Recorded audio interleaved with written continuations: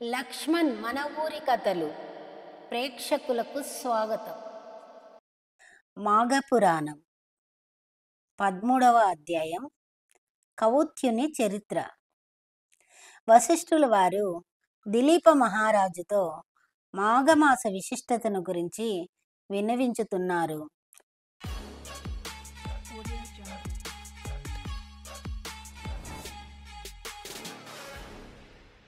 పూర్వము కుచ్చుడను పేరు గల సద్బ్రాహ్మణుడుండేవాడు. ఈయన కర్తమ మహాముని యొక్క కూతుర్ని వివాహమాడాడు.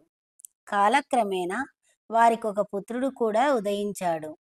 కుచ్చుడు తన కుమారుడికి 5వ ఏట రాగానే ఉపనయనం చేశాడు. ఆ బాలుడు దినదిన ప్రవర్తమానుడై పెరగసాగాడు. పెద్దలను గౌరవించుట, మర్యాద మన్నన, విద్యాభ్యాసం పట్ల అమిత శ్రద్ధ, నీతి నియమాలు పాటించుట, దైవభక్తి మున్నగు సుగుణాలను కలిగి దైవ కార్యములను నెరవేర్చుతూ సకల శాస్త్ర పారంగుతుడయ్యాడు. కొంతకాలానికి ఆ బ్రాహ్మణునికి యుక్త వయసు వచ్చింది. అతనికి దేశాటనకు పోవాలననే కోరిక ఏర్పడింది. యువకుడైన బ్రాహ్మణ బాలుడు వెంటనే దేశాటనకు తీర్థయాత్రలకు బయలుదేరాడు. అతడు అనేక పుణ్యక్షేత్రాలను సందర్శించుతూ సిద్ధులను, యోగి పుంగవులను సేవించుతూ మాఘమాస సమయమునకు కావేరీ నదీ తీరానికి చేరుకున్నాడు. ఆహా, నా పుణ్యభాగ్యము ఏమని చెప్పదును! ఈ మాఘమాస కాలంలో నాకు కావేరీ నదీ స్నానం పుణ్యం లభించినది. నేనెంతటి అదృష్టవంతుడిని! మాఘమాసమంతయు ఇచ్చటనే ఉండి నిత్యం కావేరీ నది స్నానం చేస్తూ అధిక పుణ్యఫలంను సంపాదించదను అని మనస్సులో స్థిరపరచుకొని అచటనే ఒక ఆశ్రమమును నిర్మించుకొని నిత్యం కావేరీ నదిలో స్నానం చేయుచు విష్ణు పూజలు చేస్తూ భగవద్భక్తితో కాలం గడపసాగాడు. ఆ విప్రకుమారుడు ఇలా 3 సంవత్సరములు అక్కడనే ఉండి మాఘమాసం అధిక పుణ్యఫలం సంపాదించాడు. పిమ్మట సమస్త కోరికలను నెరవేర్చుకొనుటకు అక్కడనే ఉన్న ఒక పర్వతంపై ఘోర తపస్సు చేయసాగాడు.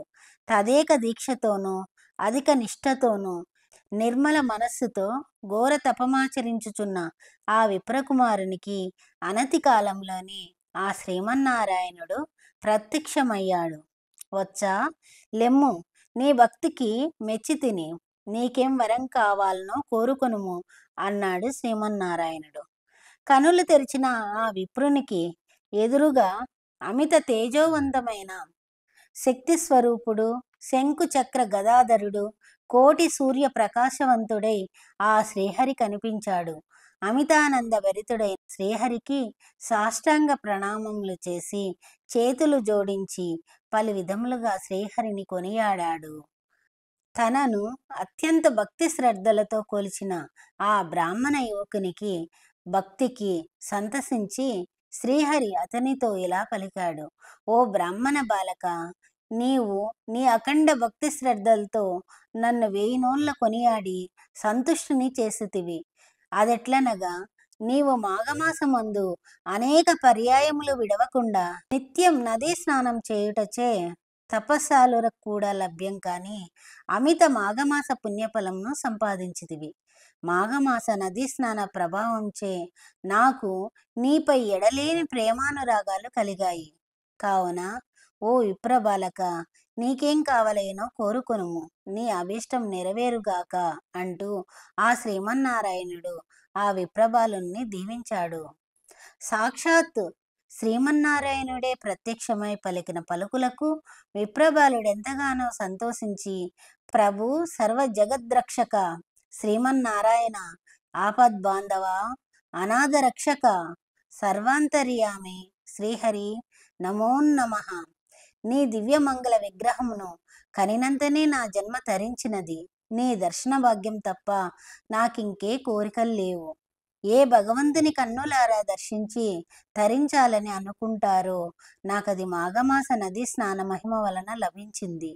1000 కొలది సంవత్సరములు నీ దర్శన భాగ్యంకై ఘోర తపస్సు చేసినను లభించనిది కేవలం మాఘమాసం నందలి నదీ స్నానం వలన లభించినది. నీ దర్శన భాగ్యం ఇప్పించిన నన్ను ధన్యుణ్ణి చేసితివి. నిన్ను వీక్షించుట తప్ప నాకింకేమి కోరికలు లేవు తండ్రి. కానీ మీ యొక్క ఈ దివ్యమంగళ స్వరూపం ఇక్కడ సర్వకాలముల యందు భక్తజనులకు లభ్యమయ్యేటట్లు చేయమని కోరుకుంటున్నాను తండ్రి అన్నాడు. శ్రీహరి అట్లేనని సమ్మతించి నాటి నుంచి ఆ స్థలమందు భక్తకోటికి దర్శనమిస్తూ ఉండిపోయాడు. భక్తుడగు ఆ విప్రకుమారుడి సంతోషించి మరొక్కమారు మనఃపూర్వకంగా శ్రీహరిని నమస్కరించి తన తల్లిదండ్రులను చూచుటకై తన గ్రామమునకు బయలుదేరాడు. బహుదినములకు గృహం కేతించిన బాలుని గని ఆ వృద్ధ బ్రాహ్మణ దంపతులు మిక్కిలి సంతోషించారు. దిలీప మహారాజా, చూచితివి గదా నదీ స్నాన మహిమ ఎంత గొప్ప ఫలితాన్నిస్తుందో. స్వస్తి. మాఘమాసంలో సూర్యోదయానికి ముందు చేసే స్నానం, సూర్య ఆరాధన, విష్ణు ఆరాధన ఎంతో పవిత్రమైనది. ఎంతటి పాపాన్నుంచైనా విముక్తి కలిగిస్తుందనే విషయాన్ని మాఘపురాణం ద్వారా తెలుసుకున్నాం కదా. ఇలాంటి భక్తి సంబంధమైన మరిన్ని విషయాలను తెలుసుకోవాలంటే లక్ష్మణ్ మన ఊరి కథలు ఛానల్ను లైక్ చేయండి, షేర్ చేయండి, సబ్స్క్రైబ్ చేయండి. ధన్యవాదాలు.